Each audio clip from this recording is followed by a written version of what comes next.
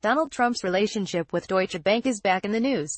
Once again, it's incredibly disturbing. Donald J. Trump was burning through cash. It was early 2016, and he was lending tens of millions of dollars to his presidential campaign and had been spending large sums to expand the Trump Organization's roster of high-end properties. To finance his business's growth, Mr. Trump turned to a longtime ally, Deutsche Bank, one of the few banks still willing to lend money to the man who has called himself the king of debt. Mr. Trump's loan request, which has not been previously reported, set off a fight that reached the top of the German bank, according to 3 people familiar with the request. In the end, Deutsche Bank did something unexpected. It said no. The reason why Deutsche turned down the loan needs to be read at least twice to process intellectually. Senior officials at the bank, including its future chief executive, believe that Mr. Trump's divisive candidacy made such a loan too risky, the people said. Among their concerns was that if Mr. Trump won the election and then defaulted, Deutsche Bank would have to choose between not collecting on the debt or seizing the assets of the President of the United States. This is the sort of quandary that bankers in the pre-modern era had to manage in making loans to fickle kings and potentates. It is distressing and embarrassing that we're talking in this context about the President of the United States. More to the point, it reinforces the smoke and mirrors nature of Donald Trump and the Trump Organization's financial existence.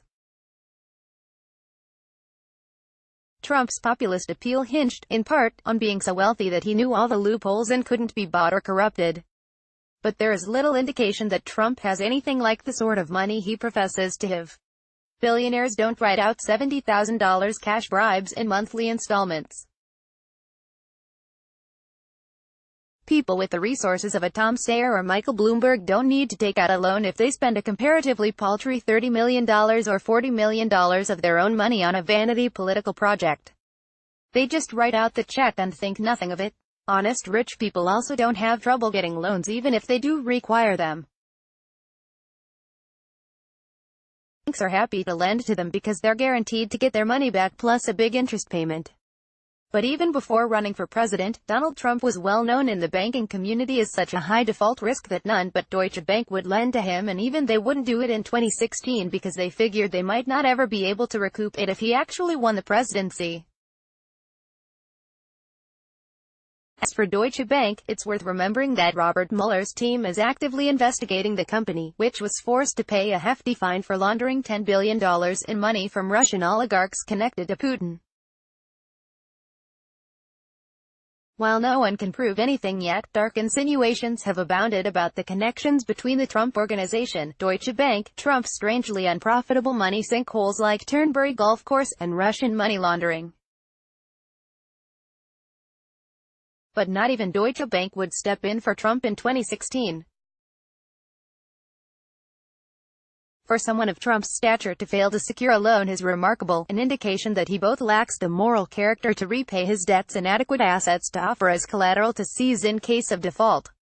It's theoretically possible that Trump actually has the money he claims to have, and that every bank in the world refuses to lend to him even as he refuses to release his tax returns or let anyone look at his books.